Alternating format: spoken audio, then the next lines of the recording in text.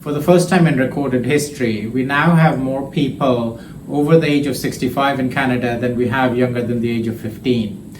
And the effect of that is that the prevalence of seniors is considerably higher than it used to be 10 to 15 years ago, and that trend is projected to continue.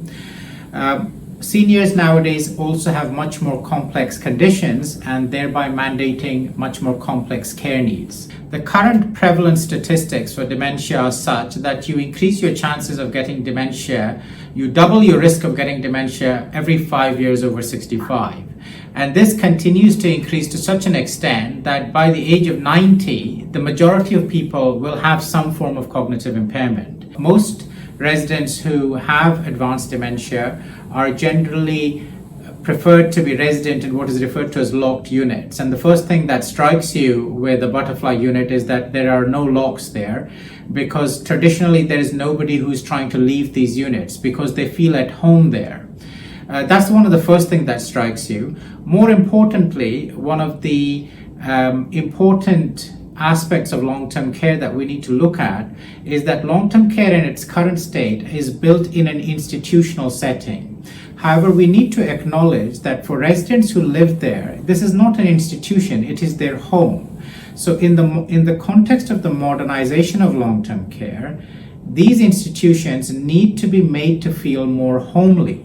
I think the importance of the butterfly model is not only is it a more holistic and kinder way of looking after these residents, but it is also cost effective as it reduces the burden of medication, it increases the morale of staff.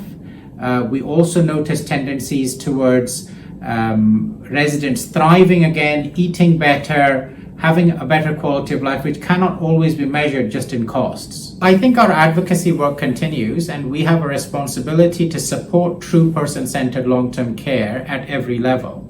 I feel that the government needs to reevaluate its funding model for residents with dementia.